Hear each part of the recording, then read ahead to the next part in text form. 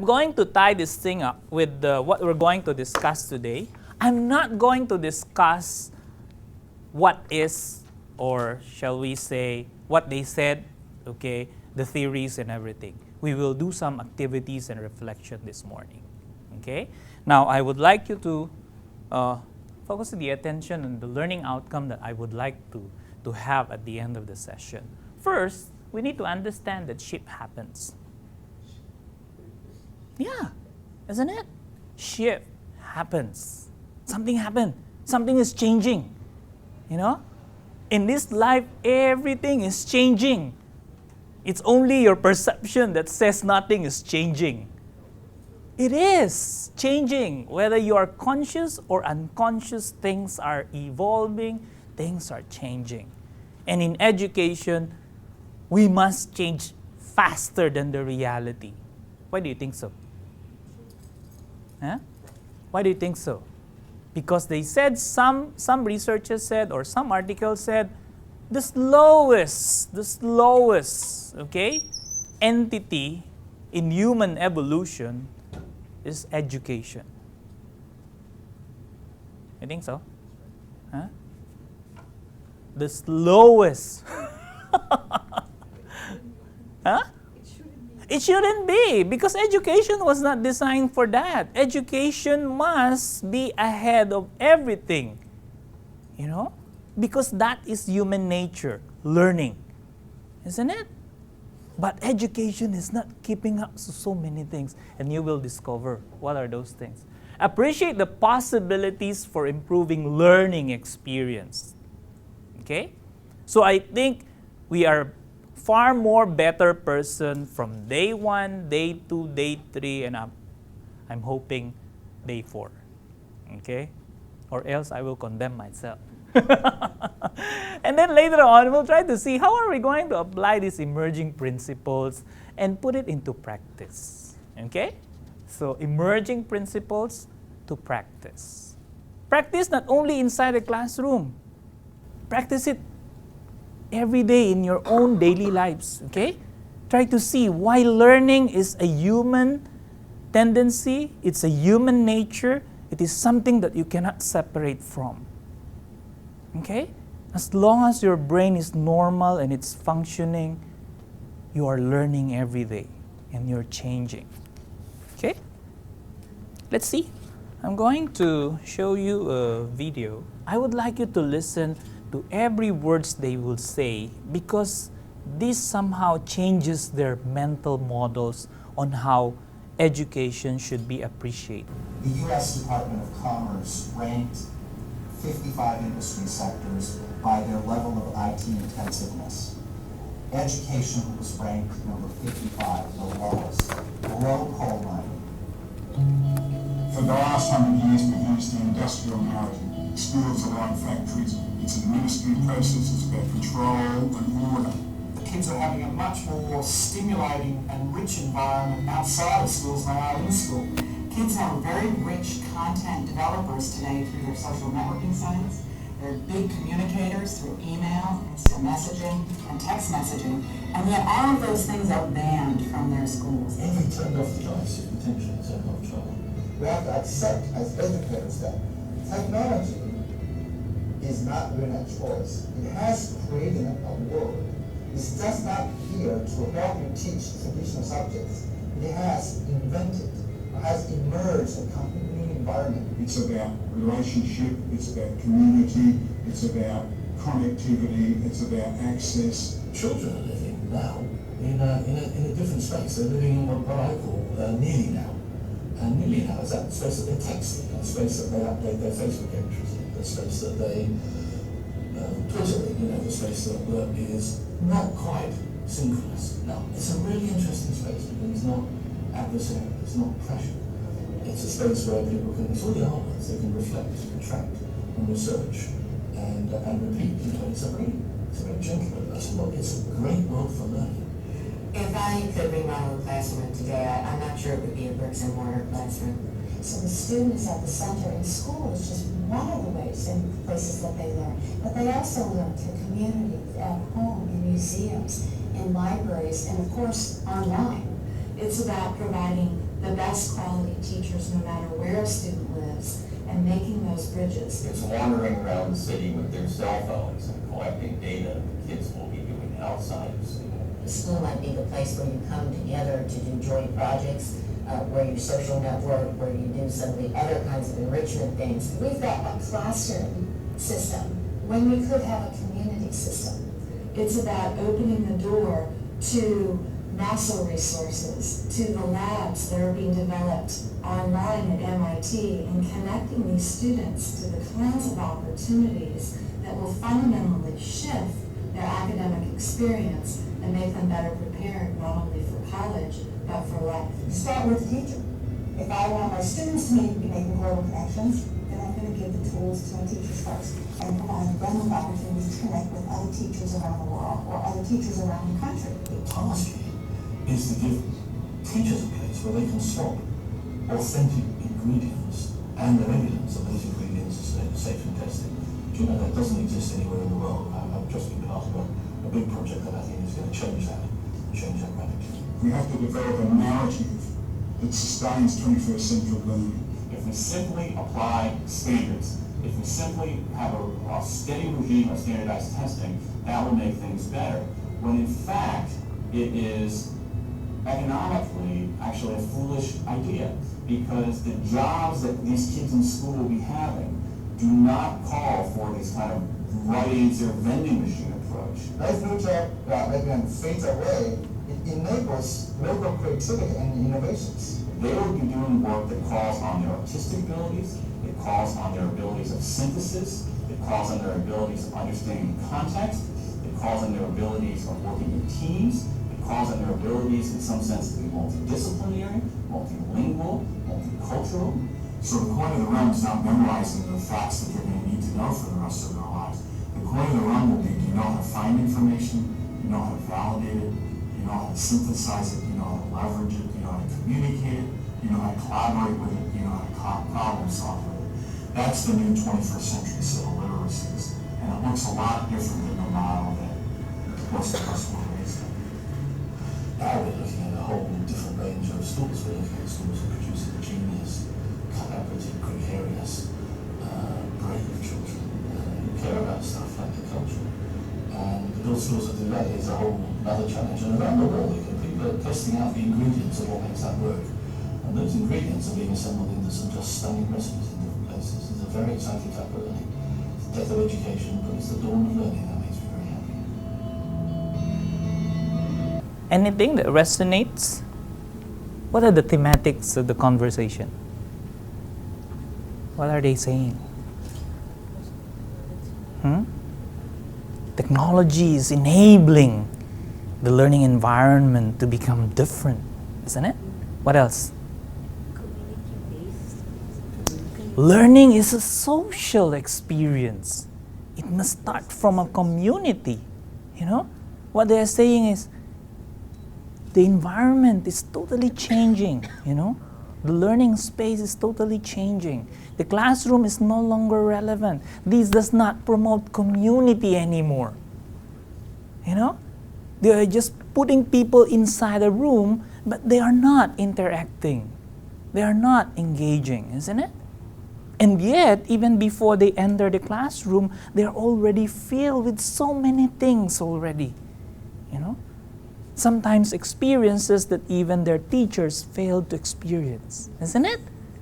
Sometimes our kids are more well-traveled, you know, compared to us. Some of them are really watching Discovery channels, National Geographics, and everything. And you're still watching those soft telenovelas and, you know, TV series and Korean novella and everything. This is happening, and I don't know why education is not realizing this. Why is it we are too slow to see the bigger picture? The shift that is happening. Okay? So I think at this point we can say that there are things that we need to really reflect on. And I think I would like to start with this. We are working in higher education. This is a university. Can I ask these things to you, and can you ask this thing to your seatmate, please? What is the purpose of higher education? What is a university anyway? To gain knowledge? Well, I gain knowledge in my elementary. Why higher education? A lot of people see primary school as a preparation for secondary school. Oh yeah. Good. True. And finally, university as a preparation for work. So that means kindergarten is the first step to higher education.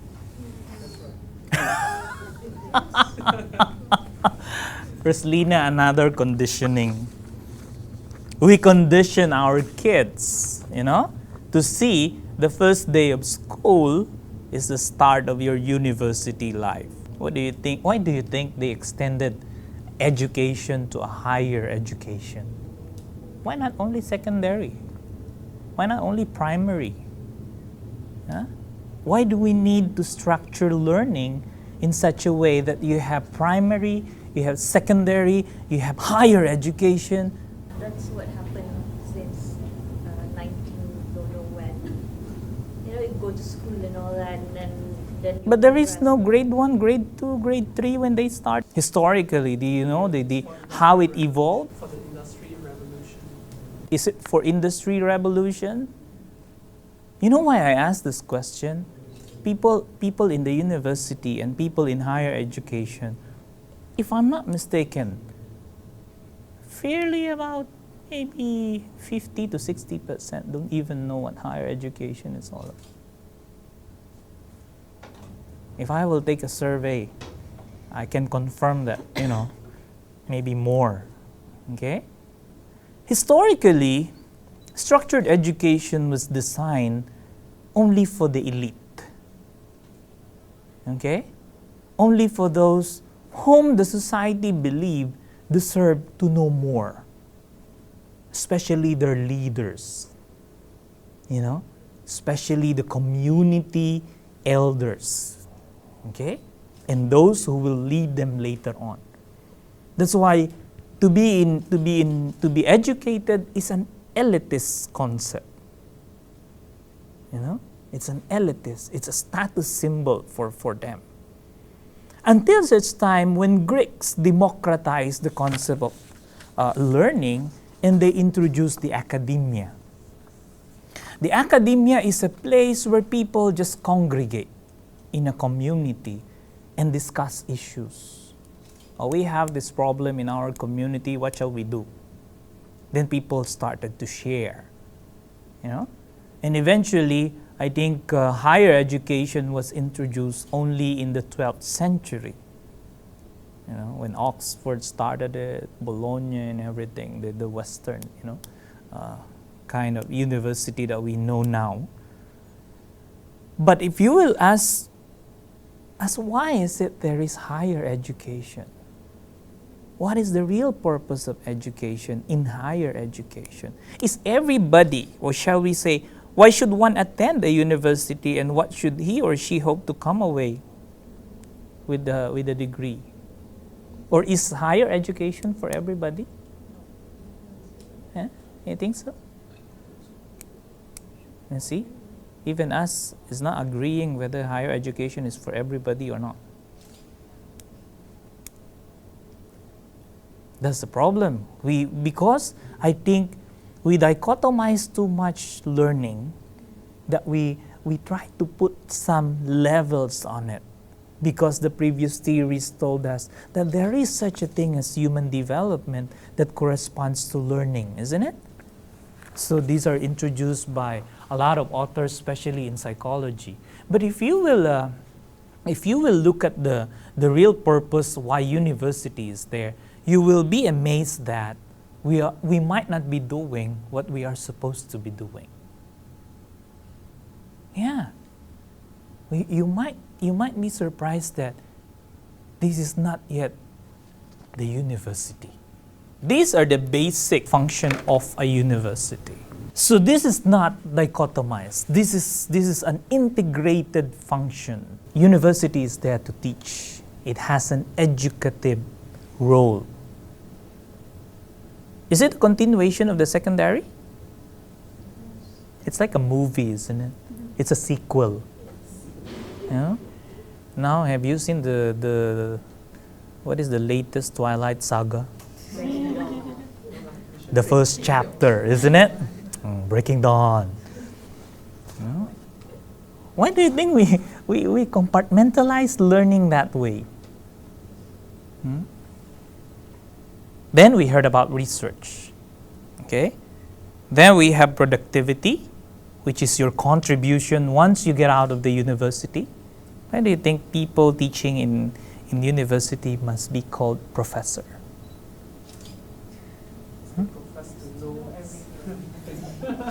Oh my God, not know everything. Cannot. Why? Because you need to profess an expertise in a body of knowledge. That's why you are called a professor.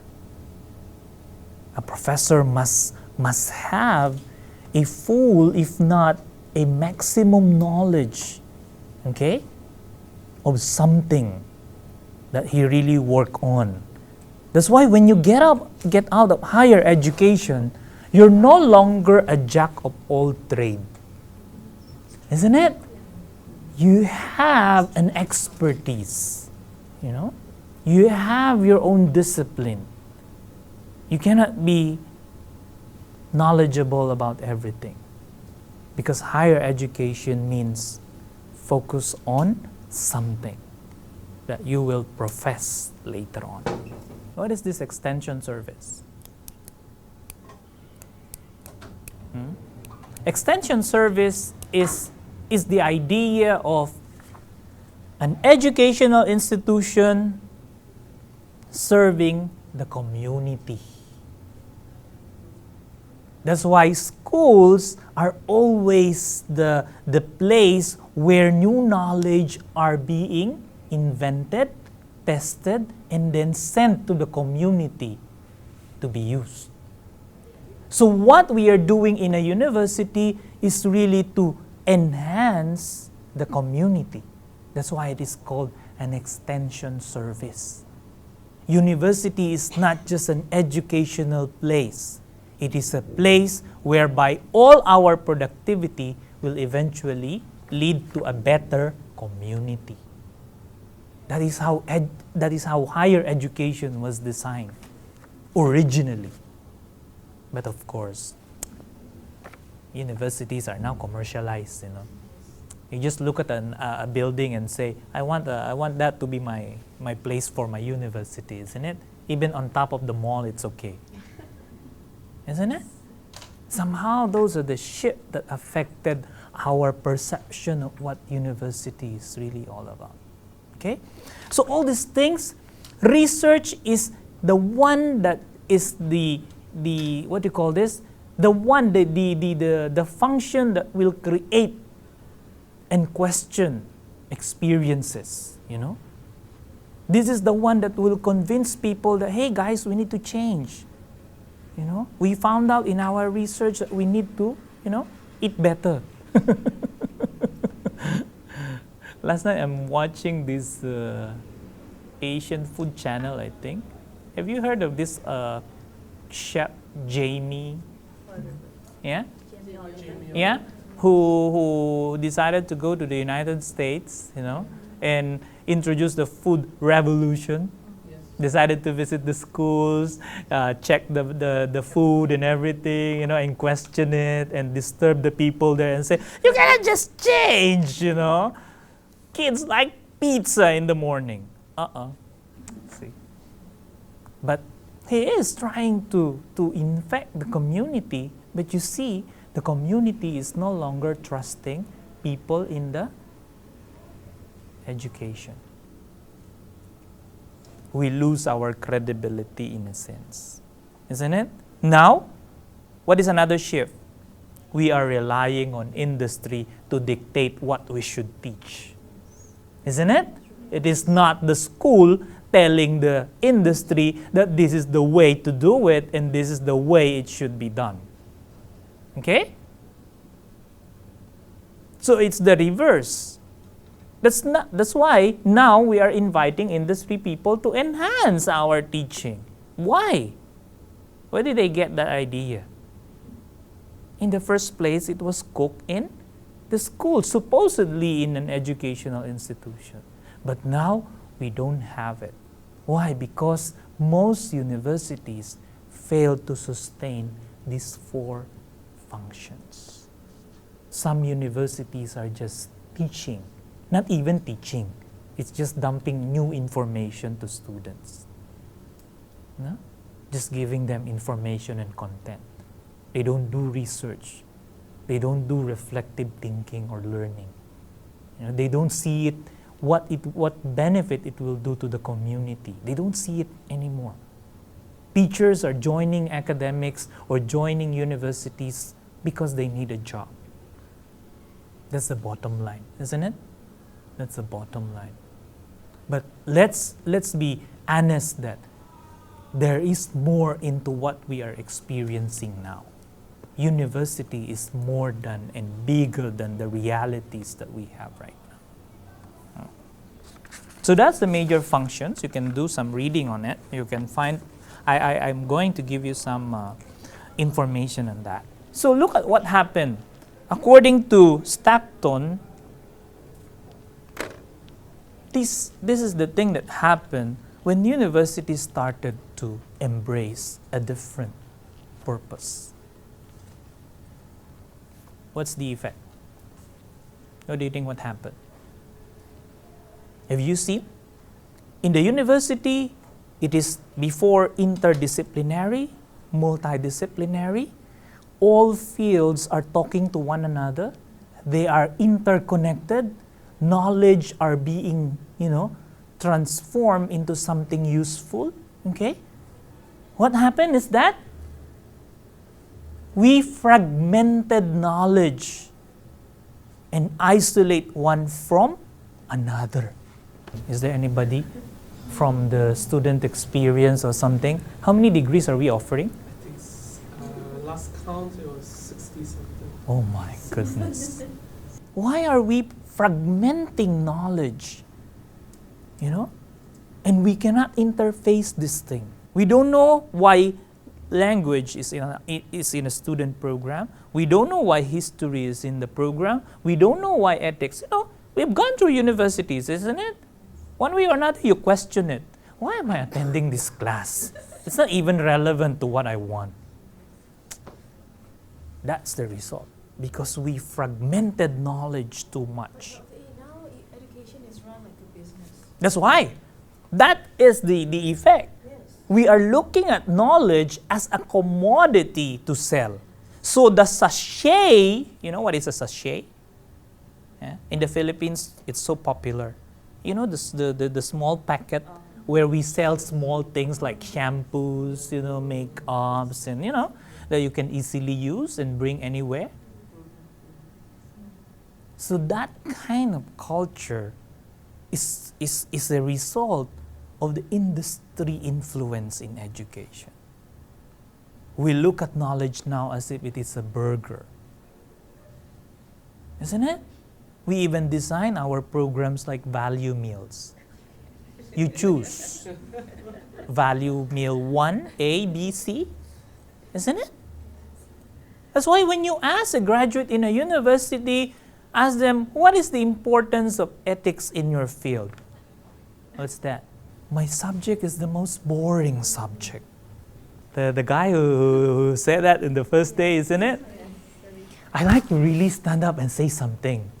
Because I'm also a lecturer of moral and ethics before. And that is the most exciting subject that students experience. Why? Because you created a lot of dilemmas and asked them, how are you going to judge this issue? How are you going to see your values? How are you going to know your principles in life if you don't know what is moral and what is ethical? You see? So because of this fragmentation, students are no longer aware that each subject is interconnected in order to understand the discipline. You see? That's why now we have a lot of, just like you now, I think you're confused. We don't know what to give, isn't it? The school will ask for the covering of the content and at the same time ensure that student will pass. Isn't it? Sometimes by all means. Then you are being requested to do research as well and to write in journals and whatever. Then you are also requested to do administrative work, do counseling. I have always wondered whether as a teacher my role was to teach and make sure the student masters or just churn out people to go and join the industry. Am I a part of a churning machine? Just produce and send, produce and send? The 19th century evolution of industries, that changes higher education. If you will look at history, that is the major movement that changed higher education. Because you customize knowledge into skills that will be useful to propel economy. And Malaysia is doing that now. But even that today is a bit late. Like if you're talking about biotechnology, now is the hype of a lot of things. Yeah. And universities are starting biotechnology. The program is going to run for 4 years. By the time that 4 years is up, the first batch is going to come out. Biotechnology is already passed. True. That's a thing, isn't it? That's what I'm saying. Education is not responding the way it should be. We're too slow. We're just waiting, you know. We are not revolutionizing the changes. That's why the slowest people to change, believe me, are people in the academy. These are the people who are now trying to keep the mainstream and keeping the tradition. They don't want to disturb the status quo, isn't it? But whether we like it or not, things are changing already. Look at what is happening around the world. People are taking what is supposed to be with them. Financial crisis, governance, you know. Soon the next bubble that will burst, education. People will take back education and say, it's my right to be there. Education should not be expensive. Isn't it? It will come, I tell you. And this is the problem. We vocationalize discipline. What do you mean by vocationalize? Vocation are polytechnic, you know. These are skill-based. So we thought each discipline is a skill. So we try to put things in that perspective. That's why people just learn the skill, do it, repeat it, do it, repeat it, and then they don't like to innovate. That's why we lost the magic of creativity. We lost the magic of questioning the status quo. We never have that desire to change anymore. We're just waiting for changes to come. You see? So this is the shortcoming, you know, of the university. And I think in my own reflection, this is where I'm coming from. That's why I decided to introduce this now, because you cannot expect the top management to see this and appreciate this the way you will appreciate it, because you are the ones who are inside the classroom. You are the ones responsible for what you're doing inside the classroom. Not your deans, not your program heads, not your department heads, not the VC, not the DVC, not even Dr. A. Isn't it? It's the lecturer who should start transforming the experience inside the classroom, no matter what the content is all about. There must be new fire, new light that will be lighted up to the students so that they will see higher education is different. It's not for everybody. It's not. It's not for everybody. Not everybody is designed and wired and genetically designed to be in higher education.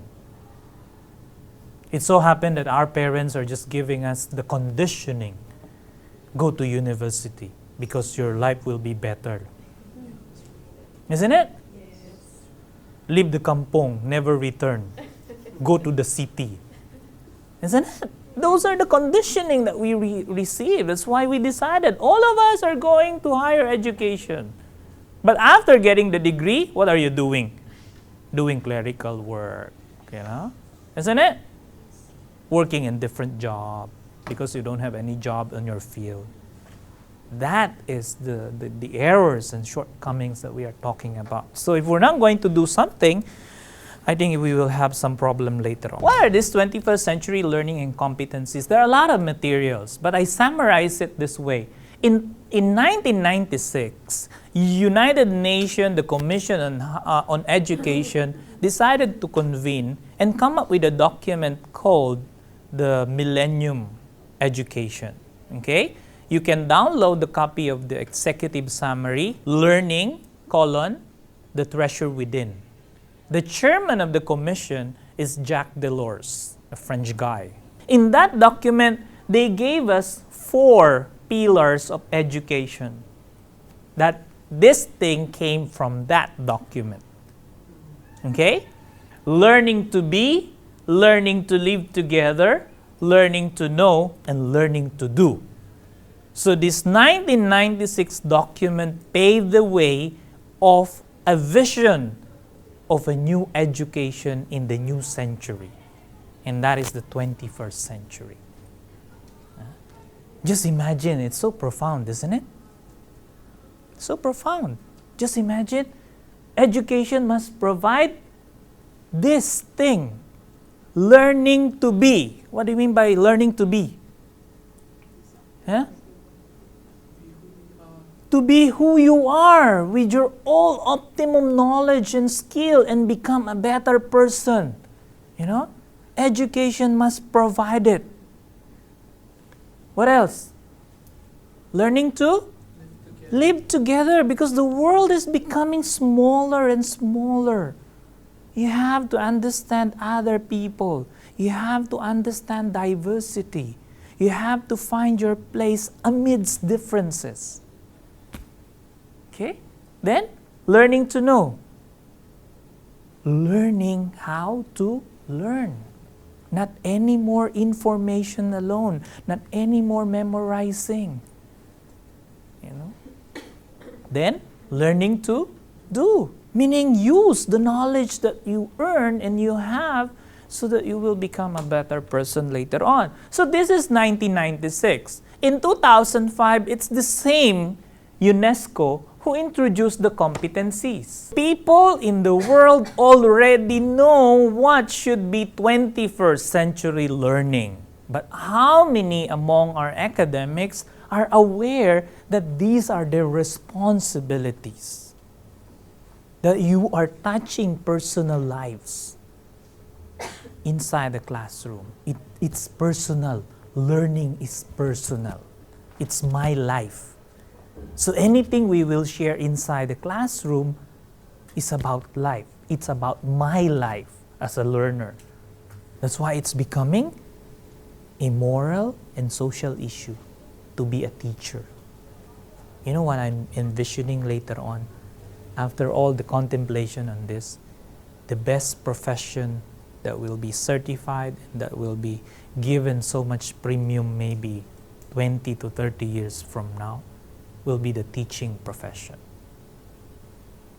Because parents will make sure that it's only the qualified and the best teacher should handle their children's education. Not just a mediocre teacher who has a degree but don't know how to teach. That's why I think I made an essay and I presented this to my postgrad when I was in the Philippines. I started reflecting when my first daughter started to go to school. You know the fear of parents to send their kids the first time to school. Me and my wife is both in higher education.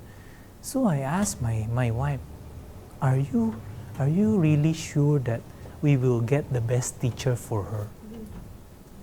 I decided to write an essay. My essay is entitled, Who's Teaching My Kid? Cute, isn't it?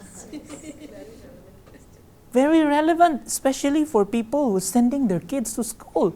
Because they will spend more time in school now than spending time with me in the family, isn't it? Once he or she steps inside the school, that's the end of some of the life in the family. And he or she will be facing a lot of things that we cannot control anymore as parents, isn't it? No matter how hard you try. They are already in the world. So who's teaching my kid? So for those who will be sending your kids to school, better ask that question, okay? Or else you are party to whatever education they will get. No?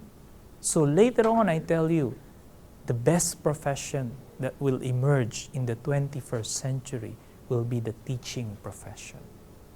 Because this sets the tone of the future generation. So nice, isn't it?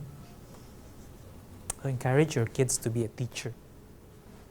So look at the competencies. Look at the challenges. It's personal and it's relational. Learning is relational. You should not isolate people from learning apart from the rest. And kids are always engaging now, isn't it? This is what we lose, I tell you, during the first day. We don't like to relate. Once we grow older, we lose the magic of relational, isn't it? We tend to work on our own, isn't it? Even in workplaces, you have your own table, you have your own chair, you have your own room. But before, it's not, isn't it? It's so nice to study during the primary, You can always bully your seatmate, isn't it? Or play around. But now we lose that child in us, We don't want to relate anymore. And then I will go back to challenge Roslina, the conditioning of don't talk to strangers. Now I just remember our discussion during the second day, I think. So that's it. We condition kids in this kind of realities. So let's look at the competencies we're promoting. Another one is the cognitive. Brain research already advances.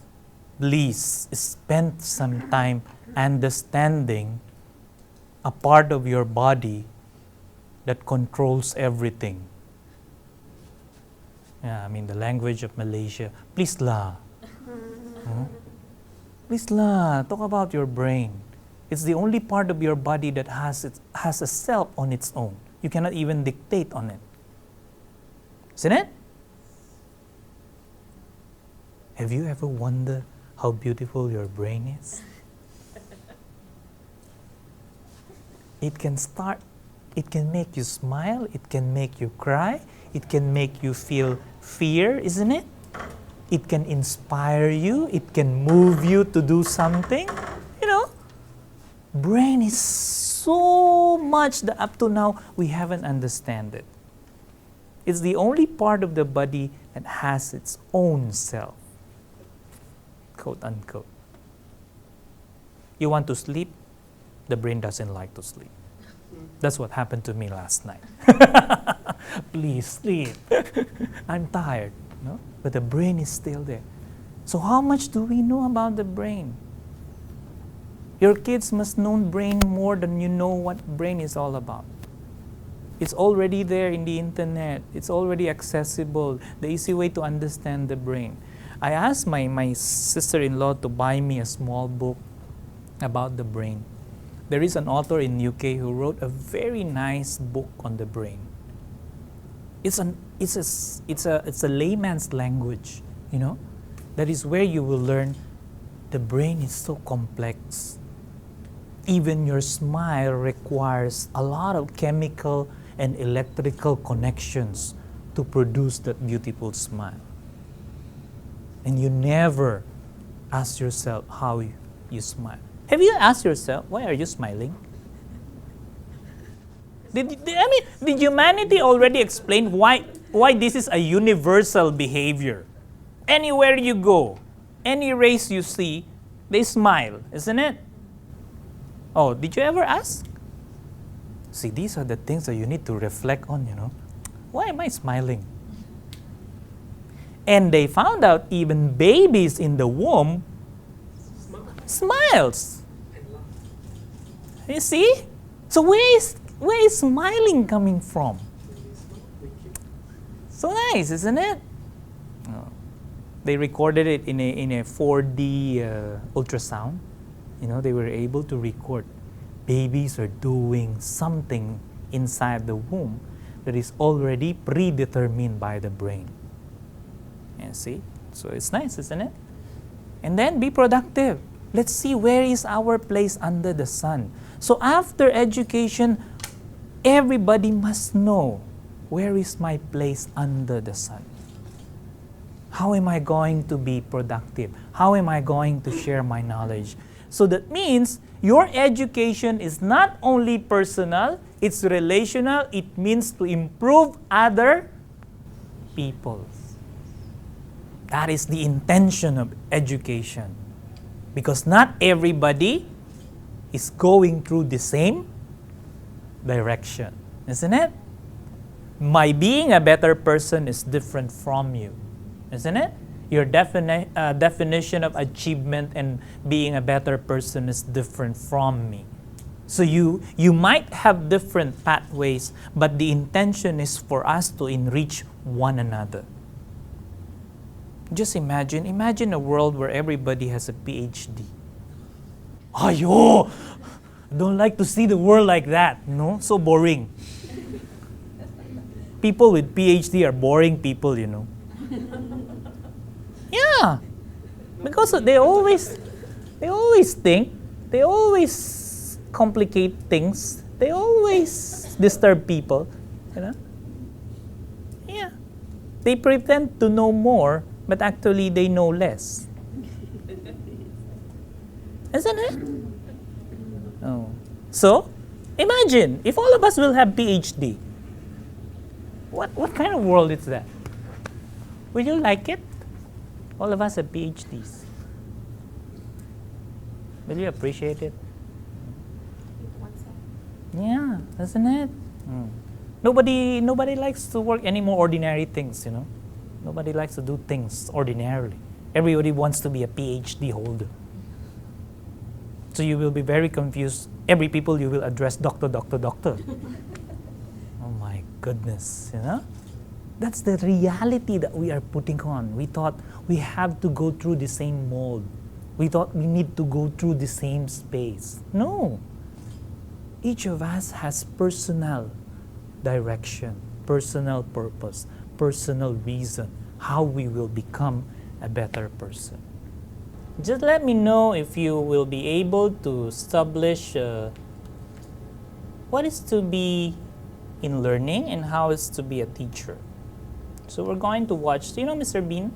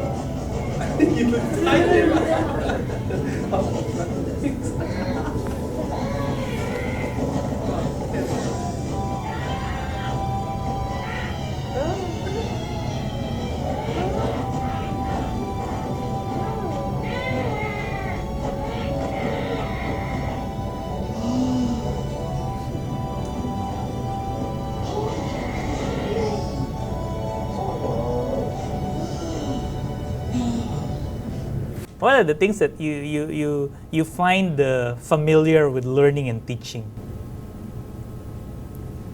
Yeah? So that's about learning, isn't it? What else? How about teaching? It's about creating a situation where the learners can learn. You have to create the situation. So you must create the condition for learning to. That is the major task of any teacher, not the content. The content is nothing now, you know. Yeah, because the content, they can Google it. You know, they can even look for a teacher that is, you know, recorded the discussion on some topics and explain it much better than you do. Yeah, that's true. I'm doing that, you know. Yeah. So what else on teaching and learning? How about technology? How about technology? What do you see in the technology there? Huh? Mr. Bean used several technology that will fit the learning, isn't it? Some might fail, but the other somehow managed to assist the learner. Okay? What else? What else? What else? What happened when the stork started to fly? Mr. Bean is so happy and so accomplished. Oh yeah, the stork managed to fly and join the rest of the stork. What kind of experience is this in teaching and learning? Learning can only take place when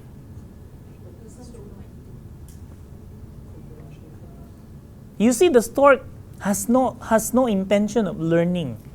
The intention of Mr. Bean is to leave the stork in the park, isn't it? One major demonstration of a good teacher is to look back and ask, what will be my contribution to that learner? Huh? What he will become later on, or he might die, you know, because a hunter is there, isn't it? I need to enable this person to discover, or this learner to discover his potentials, her potentials. You see? So that is the first thing that created the passion for teaching, because somebody needs to learn. You see the connection of teaching and learning? You cannot separate it. It is not just an isolated profession. It is not just something to do. Okay? And you will be paid. You have a responsibility for the learner, for each learner that will be in your class. That's the idea. So I think somehow Mr. Bean is teaching us a very nice concept of teaching and learning. Before we go to the activity, I would like you to introduce this, because this is the description of our world now. It came from a group called International Futures Forum. This is a think tank based in Scotland. Think tank means these are people who likes to do reflective learning or reflective thinking about what's happening in the world. So when they ask themselves, how are we going to describe the world now, the reality now? This is the description. What is the implication of this description? Especially in education. Do you feel the description of the world? Are we into it? Are we experiencing it now? Yes, isn't it? It's so real. But we are not aware that we are in this, disturbing moments. We are in a threshold of great change now, because two generations are already colliding. You know, the old generation and the new generation. How to balance learning now is a huge challenge. How to give the optimum potential or optimum possibilities for people to become better is a huge challenge now. So they describe it. It's an unprecedented condition with boundless complexities, rapid change, radical interconnectedness, whereby old identities, meaning old traditions, are no longer useful and relevant.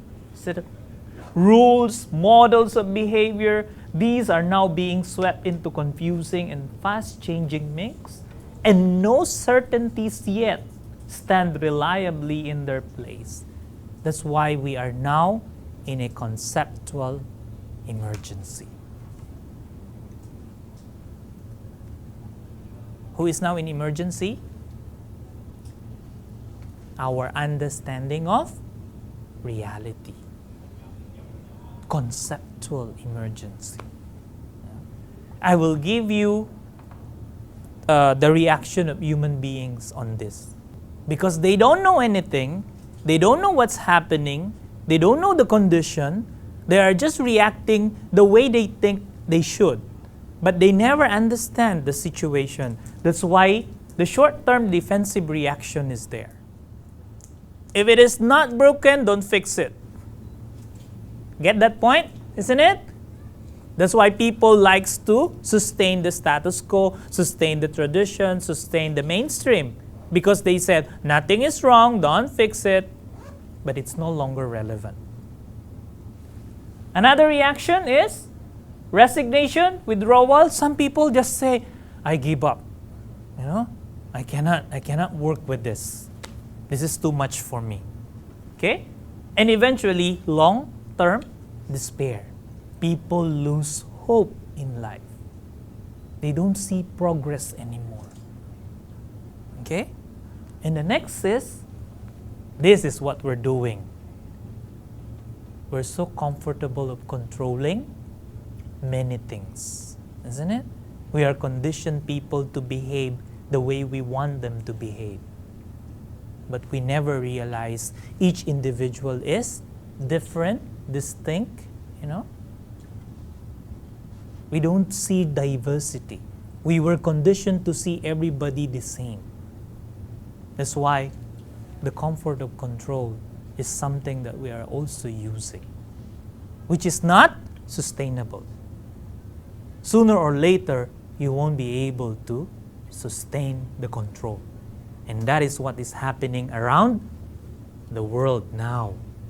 The crisis in Europe, they don't know how to solve it because they are conceptually unknowledgeable about what is the solution, isn't it? The chaos in the Middle East, they cannot control it. Why? Because people are spontaneously reacting to the situations, and people who must have a control are losing grip of the situation, isn't it? So these are the human responses that we are using now. But they said, according to the group, the International Futures Forum, this is not sustainable. Number one and number two put a lot of stress on people. That's why stress is higher now than before, isn't it? Even in the workplace. The first time you will open your eyes in the morning, you are disturbed by the alarm because you need to wake up early and go to office on time. Isn't it? You don't notice it, but it's already stress. Why? Because it disturbs your natural tendency to wake up. Somebody is waking you up, you know? You see? So anything that disturbs the human biological condition put a lot of stress on us. When you go to the office and you see your colleagues that you don't like, just to see the face, you're already stressed. You know? Sometimes you have that, isn't it? It's a human reaction, you know? Then you say, oh, I will just, ignore the person. Control. You're trying to control, but the person is there, right in front of you. Oh, You continue to stress yourself, isn't it? So this is not sustainable. It does not provide an answer to the conceptual emergency. So how are we going to behave? They gave us 10 things to do in a conceptual emergency. Actually, I can give you the readings later on. Now, I'm going to give you an activity. 10 things to do in a conceptual emergency. How many are we? 1, 2, 3, 4, 5, 6, 7, 8, 9, 10. Perfect! Can you please join us here so that you can fully participate and engage us in this activity? I have a perfect 10 today. Can I start here? 1, 2, 3, 4, 5, 6, 7, 8, 9, 10. Okay? So 1 to 10. Read the portion that is assigned to you. Okay? And then we will have a discussion. How are we going to survive in this conceptual emergency? And how is it relevant to education? We will use the same mirror to look at education. Understand the things that you need to do, and then look at it from the lens of an educator or being part of an educational institution. That will be the discussion. Okay? I'll give you 3 to 5 minutes if you like. Read your portion, understand it, and see it. Why is it the things that you need to do in a conceptual emergency?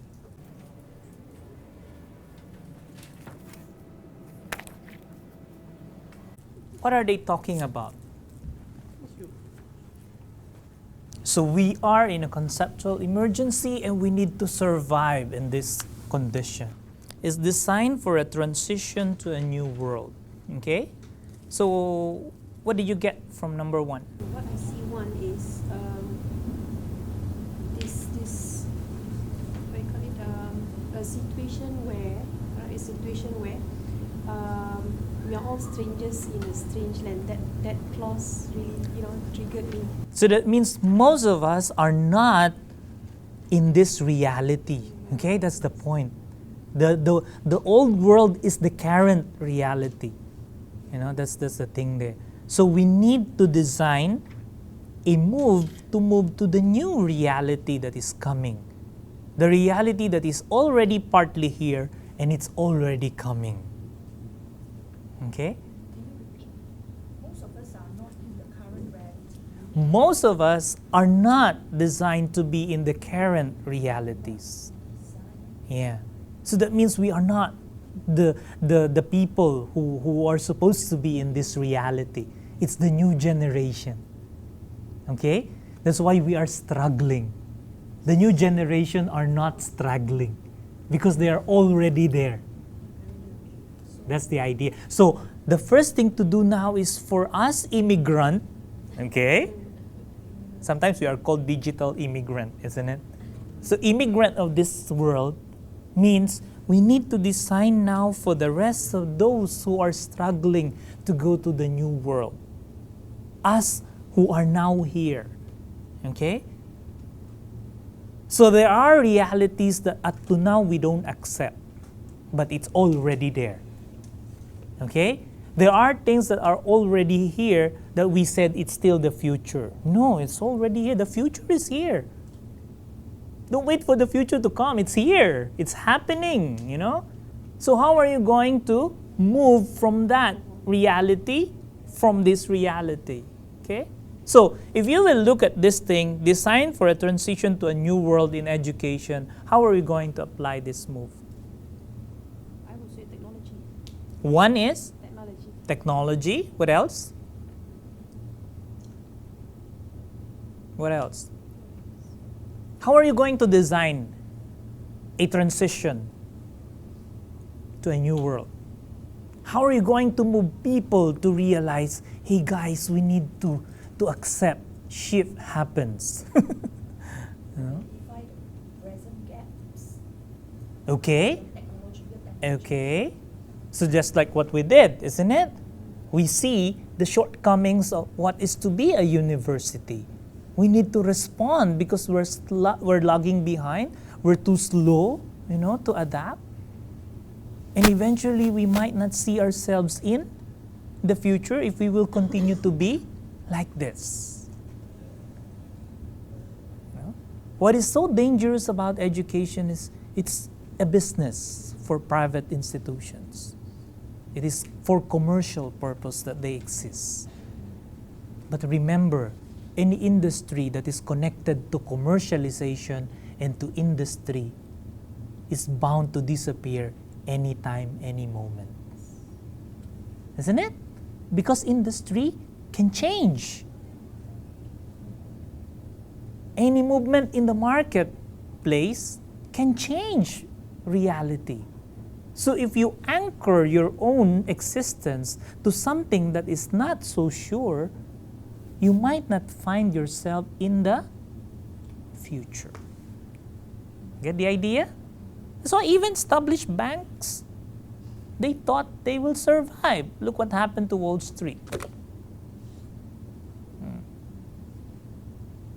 Because of some unidentified market forces, reality changed. And even in education, it might change. You might find yourself no longer relevant. That's why our first task in education is to design the transition to a new world. Not only for students, but mostly, like what the first video said, where you should invest more? To teachers. Develop new teachers. That is where, the biggest gap is. Technology is there, you can always buy it. And it will even change every year. But teachers, you don't have. You see? So who should design the transition to a new world? Universities, educational institutions. We have a moral responsibility to lead others to the new world. So this is one attitude that we should have. Oh, are you seeing the small pockets of information there? Huh? Provide direction, not? What's the problem with plan? Huh? Yeah, isn't it? So it's so rigid. You don't have rooms for innovation or, some adjustment, isn't it? But if you provide direction, well, let's just journey together. Whatever we will see along the road, we'll handle it. Isn't it? Okay, go back. There. Try other worldviews on for size. What do you think? Okay, in my opinion, because what we have here, say for example in Malaysia, is not the same as other countries. Yeah. We use the method. Yeah. We train to use the things is not the same. So, but what is the most important? We have to adapt with all the changes that take place in the world. So that means we need to widen our perspective, our views. You're not just in Malaysia, you're part of Asia, the world, and the rest of humanity. Isn't it? Anything happens to you on a particular place may affect other people's lives in other parts of the world. And it's happening now, isn't it? It's happening. You see how these people putting their videos on YouTube? Isn't it? They can change the world by simply putting their ideas, opinions, even their skills, their talents on video. And that changes everything. You see? So I think the connection here of education is to what is the benefit of this attitude to education, especially to teachers. We need to, in order to change the teacher's perspective, we need to provide opportunities for teacher to see the bigger picture. That's why it is important that it's the teacher who should make the first move to journey again into learning. I think it takes the opportunity that teachers to have a worldview themselves they themselves are not receptive, no matter how they True.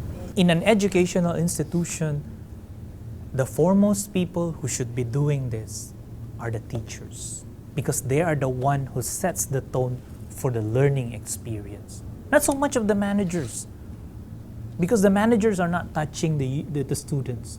It's the teachers who are touching the students. You know, not all our students are really tech savvy, I tell you. Not all our students are well informed. Not every one of them have a bigger picture. No, but the teacher must, in order for them to become the lead learner. Okay, so that is the second attitude. Cultivate courage and happiness in breaking rules.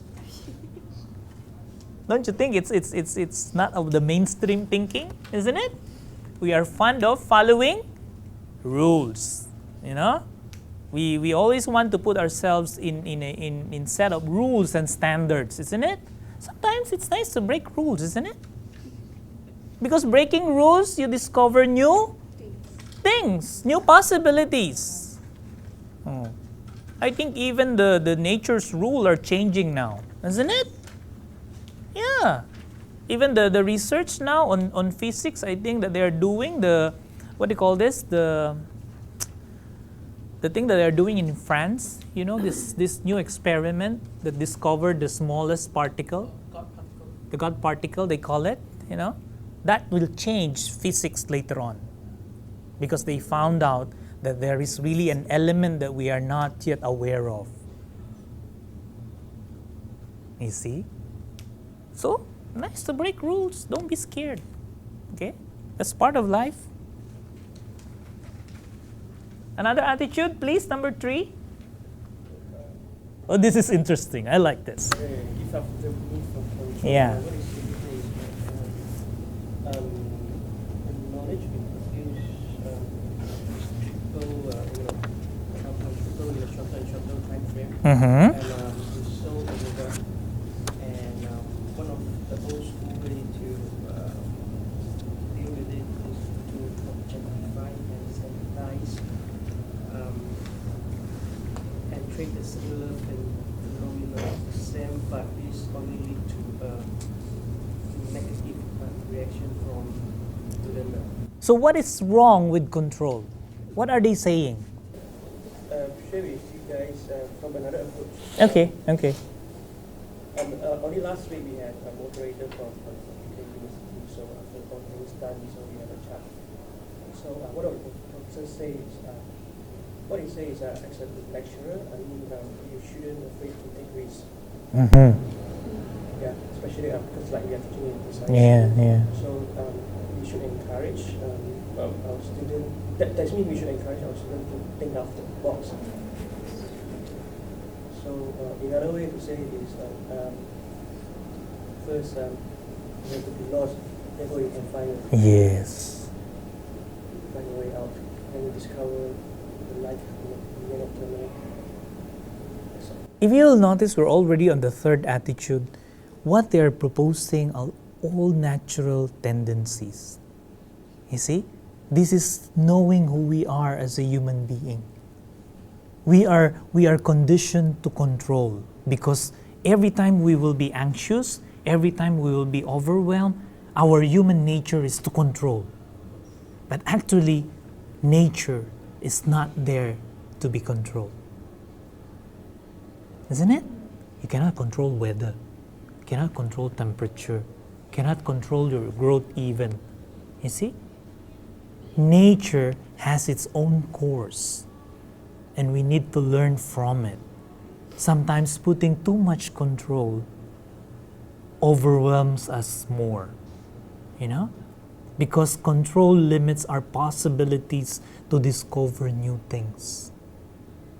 That's why thinking out of the box is one example of that. So in our engagement with students, don't be scared if they have the answer to the mathematical problem 14, remember? How is the problem? How is the equation? 25. Yeah, this 25 divided by 5 is 14. I mean, that is a different reality that you have to understand where it is coming from. Don't just say you're wrong, you know. But the guy proved it, it's 14. You know, even the wife proved it, it's 14. You see? So that gives us now a bigger picture that not everything can be controlled, especially human nature. Especially human nature. Okay? Explore rather than exploit. Human beings are put in this situation whereby even their manner of thinking is being controlled, isn't it? Even their behavior is being controlled. Even their preferences is being controlled, you know? And even their taste is being controlled, you see? So in a sense, too much control means exploitation because you're taking too much advantage of the other person. So they don't have any more room for growth. What do you mean by this? Reperceive the present. Okay, the first paragraph is talking about the human tendency. Another natural tendency, isn't it? Yeah, natural tendency, we tend to be like disturbed by our surrounding, the changes, whenever there are changes or transited into a new environment. So we tend to find something familiar in the unfamiliar world that then declare that we need to survive, and you know. What is that called in human tendency? When you are placed in a new environment, it's a scientific condition. It is called adaptation. Adaptation. Yeah. So we adapt so that in our mindset, human nature says that we have to adapt so that we will survive. All right, so the mindset is survival. All right, and then the second paragraph is talking about another perspective of all these things. How could we adjust ourselves? Which is, number one, we have to find our own bearings. Which is number one, which is the person themselves, that they have to know what is their position. They have to know we have to know our position, so we find our bearing in the chaotic world, the new environment. And what is that bearing called? What is that bearing called? What pushes us to do something? What motivates us to do something? Why are you persevering each day? What forces you to keep yourself living and surviving? Surviving is an animal instinct, that's true. But the difference between animals and human beings is that we have something different, you know, that moves us to become better each day. Purpose in life. That's the bearing. So that means we need to give that sense of purpose to what we're doing. And as part of an educational institution, we need to encourage our students to ask themselves, what's the purpose of you being here? Yeah, why are you here? Why are you doing this? Without that purpose, you will never know what you want to be later on. You see? That's why people are becoming so monotonous in what they're doing. They will end up, burned and tired and stressed. Because they don't see anymore the purpose. Why am I doing this? Why am I making myself so tired? Why am I always pleasing people? Why am I always putting my best foot forward? You see? What is my purpose? What do I want to achieve? And this is what reperceiving the present is all about. Check where you are. Bend them up. See the word there? Bending them up? What do you mean by bending them up? The map is linear, isn't it? It's flat. In order for you to appreciate the map, you need to bend it. Why bend it? Why do you need to bend the map? Actually, the map is not telling you the direction. You always get lost using the map, isn't it? True! But use the compass, you will not be lost. True? Why? Because the compass is always pointing to, always find your north. That's the thing. Because the map is pointing you to several directions, but the compass is telling you only one thing. Find your true north. Find your purpose in life. That's why the north is always there. The map, no. The map is always going to several directions. That's why even GPS are giving you wrong directions. Isn't it?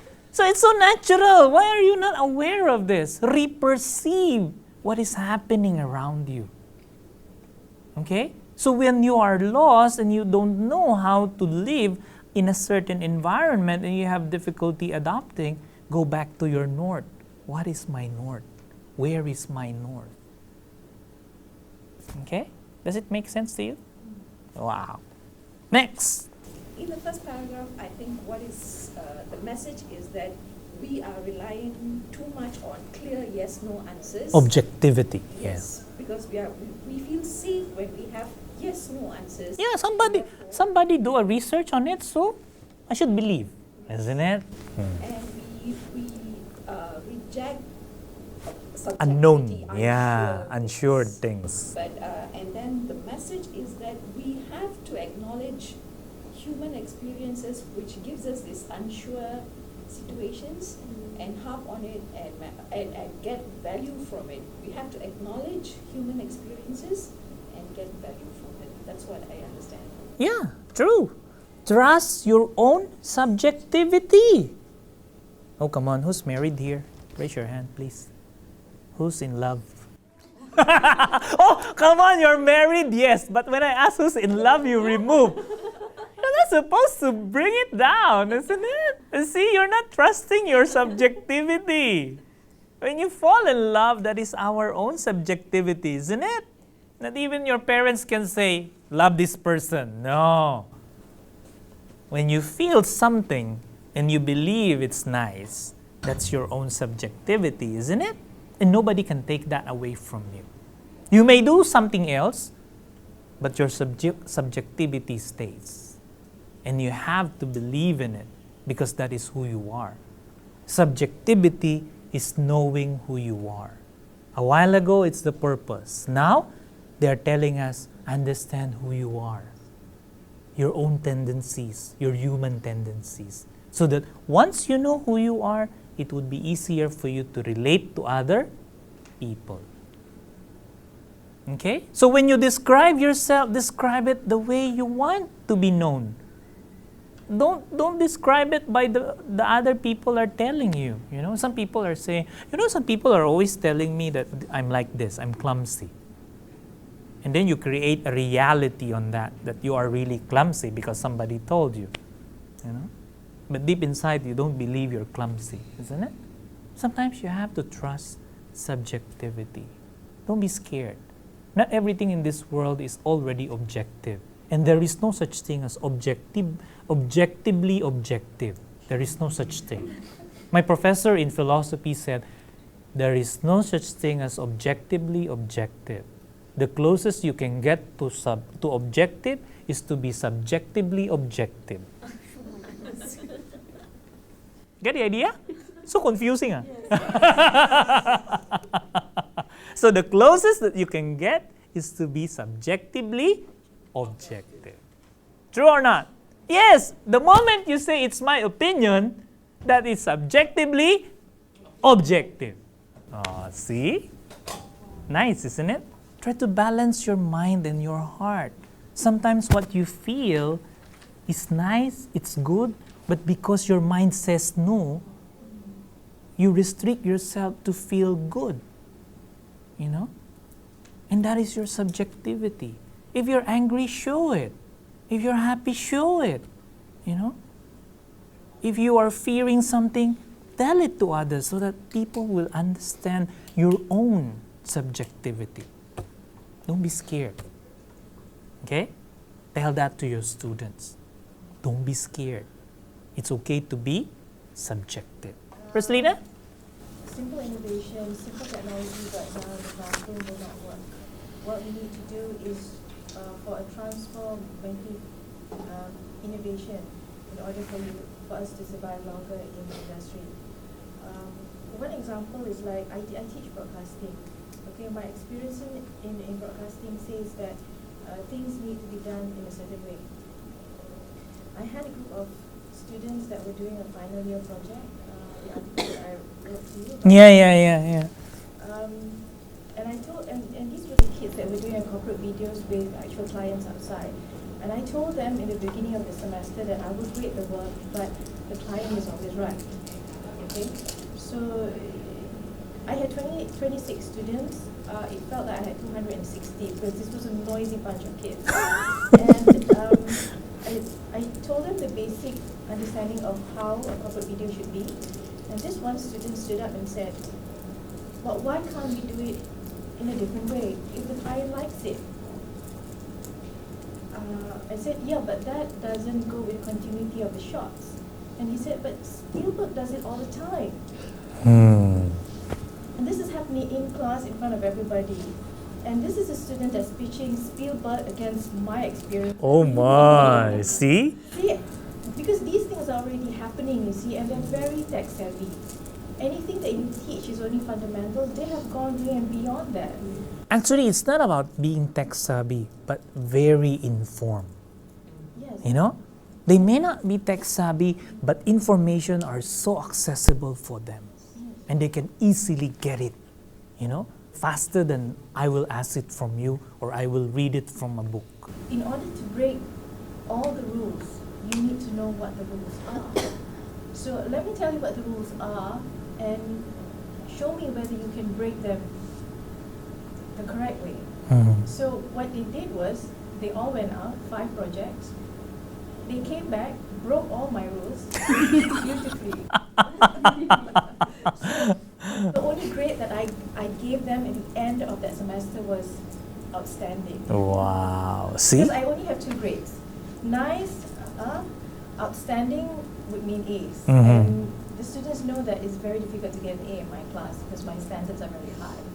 So outstanding was the grade that I gave most of them in class for breaking, for understanding the rules first and breaking them second. See, that's taking the long view, isn't it? We should not prevent people from looking at a different perspective because they might be anticipating more than what you are anticipating. That's what happened, you know. For you, I only work within the rule. But for them, no, we can improve the rule if you like. It's not about breaking rules, it's improving the rule, you see? So some people have a longer view of reality. And I think this is what we should have as an educator, as part of an educational institution. We need to think longer than we should, you know, because our students are already taking a longer view. Discover rather than remain curious. Curiosity. Okay, next. There's 2 paradoxes that everybody can think. You know, everybody can do as well. We cannot segregate thinkers into thinkers and thinkers into just thinkers. And often this happens where the managers and the policy decision makers are the thinkers, and the bottom rung people, the bottom line, Are doing the things. Yeah. So when we put this into classroom and all that, it's like factory production. The teacher is the one who gives you all the things to do. Oh, thinks best, teachers knows best. That kind of concept. So what is trying to say that we have to shift into the mindset that everyone has the capability for rational thought, rational action to make good decisions for a good action, So this goes back to yesterday's class where we have to encourage reflective thinking. We have to encourage students to develop their own insights, to make sense of their surrounding, of their environment. Yeah, that's the thing. Make sense of what is happening so that you can make insightful action, meaning your action is not an empty action. It has a purpose. It has a basis, and you know why you're doing it. Okay? For students, let's do that. Don't ask a student to do something. Ask them, why do you think you're doing this? You know? Once they discover that, their action will become more insightful. There is a stakeholdership in what they're doing, the sense of owning. Okay? Yeah, what is the message there? Make confusion as the context. Interesting, isn't it? Confuse people. Disturb people. That's the only thing. That is where new innovation and discoveries will come, when people are disturbed. If people are not confused, that means they are in a status quo, complacent, comfort zone. Nothing will happen there. Okay? Next. Form and support new organizational integrities. This is nice. This is what we're doing. What I understand, we need to support the new organizational integrity in order to improve maybe our roles as a higher. What is being challenged? The limits of the usual structure that we put ourselves, you know? We thought that structure is still working, but actually it's no longer working. You see? Even organizational structure must evolve, you know? Some people are still controlling the decision, isn't it?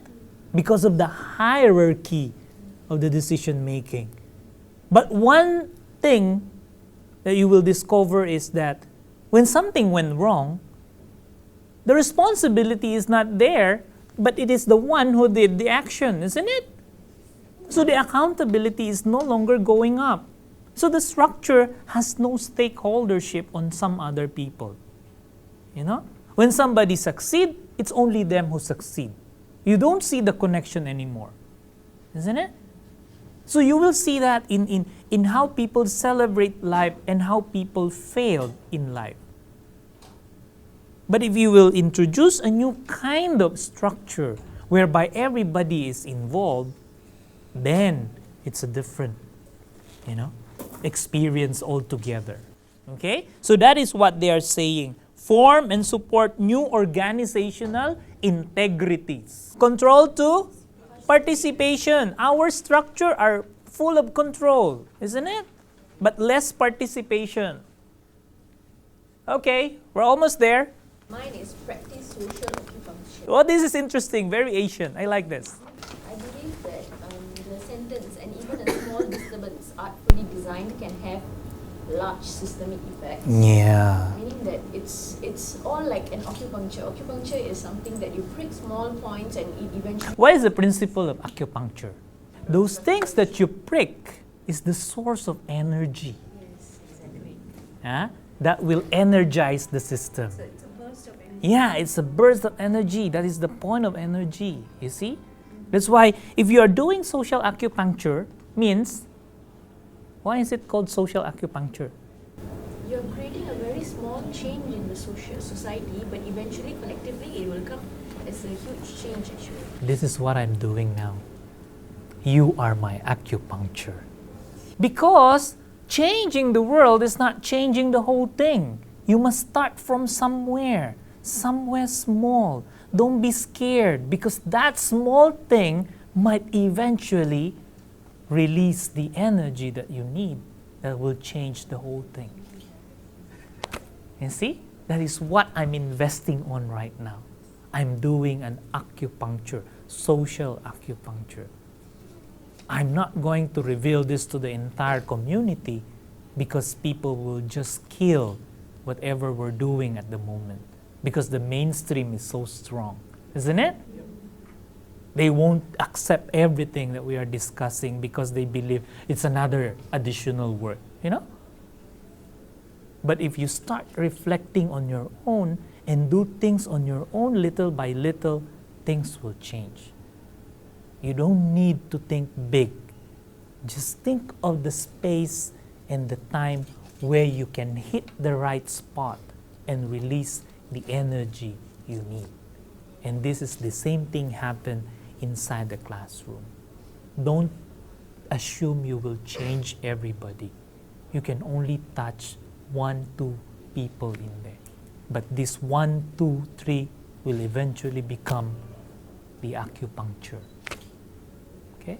That's why it's nice. Pay tribute to feelings and relationships. That's acupuncture, isn't it? It is a series of dots that releases connected energy that will somehow energize the whole body. So relationship again. Last, not the least, I like this. What they're trying to say here is that you have to keep the faith and hope alive. You have to understand each other. Do not extinguish hope, isn't it? That's the last thing we should lose. If you don't have any more hope, just imagine if people are already anxious, stressed, depressed, and nobody's giving them hope. If they fail, nobody will say, don't worry, it's okay. That's why you see students are having a very stressful life now because we put so much expectations on them. Don't do this to your kids, okay? If you're doing this to your students, don't do this to your kids, my goodness. If they will just see you as someone that should be, listened to, and you will tell them, I don't like number 1, I don't like number 3, number 2, I only like number 1 in class. Don't give me your card and ask to be signed if you're not number 1. Sometimes some parents are doing that. I only want A, not B. So sometimes students are so pressured they lose hope. What if I cannot meet the expectation? What if I fail? What will happen to me? You see? Our students are bound to fail. Even us are bound to fail. Failure is part of learning. If we will not fail, then we will not reflect anymore. Isn't it? Reflection is a result of an experience. And there must be hope every now and then. No matter how huge the failure is, always give hope. Just imagine if somebody did not give you hope. What happened to you now? Just one mistake and they said, no way. Somebody give us opportunities, isn't it? And that's hope. So I think this is what we need. Resolve differences by empathy, not isolation. Don't isolate people if they failed. It's natural to fail. I like that US President Abraham Lincoln faced many failures in his life. I used to give his motivational quotes in class. One of the exemplary legend I like is Abraham Lincoln because he used to fail many times. And the only His success is defined by failure. True. Read his biography. Everything is a failure. But he never lost hope. He believed that his purpose is to unite a nation. He never lose hope. That is very important. I think we can end this with this. This is my own philosophy of education. Okay? I'm inspired by several authors like Prairie, like the other writers on empowering, liberating, and becoming. For me, education is this. If it is not empowering, it's not education. If it is not liberating, it's not education. If it is not making me a better person, it's not education. So these are the things that I'm advocating now in any educational institution. Every time I'm invited and asked, what is your philosophy of education? I only have 3 words to guide my desire to educate the next generation. I need to empower them. I need to liberate them from their ignorance, okay? And let them become a better person. I need to create the condition for these 3 things to happen. And I think this is the job that we need to do in any learning experience. Okay, so these are the things that we so far covered. I'm going to share this to you.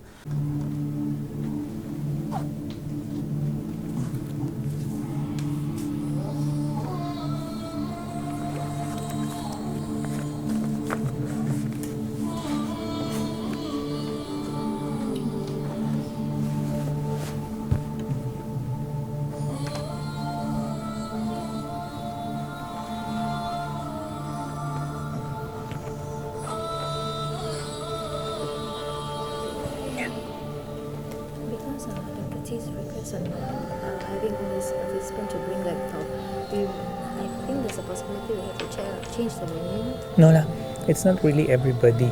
It's just a number, or maybe 50% of the group, just to share. It's not really one-to-one. Yeah, because I don't think it's conducive for them to use the laptop in this chair. But anyways, we've checked graduate school. If it is available, It is. okay. So, But we need to bring them here first, and then we move, or at least anticipate first. We place something there outside. Okay. So it's 9 to 12, and then 1 to 3. Yeah. Yeah. Okay. If it is available in the afternoon as well, we might have to reserve it the whole day. Yeah, just. I will just check. Yeah, But just check. morning Okay. is definitely there now. And, Just probably check. just want to ask Mhm, anybody who mhm. registered.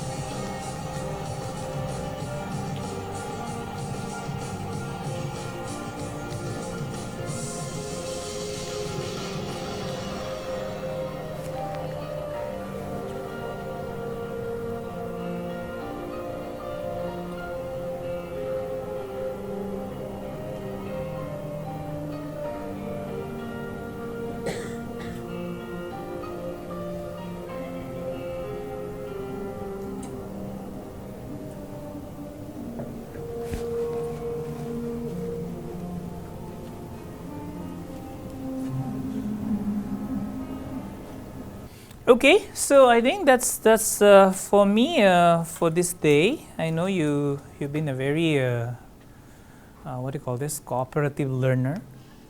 I'm just a lead learner.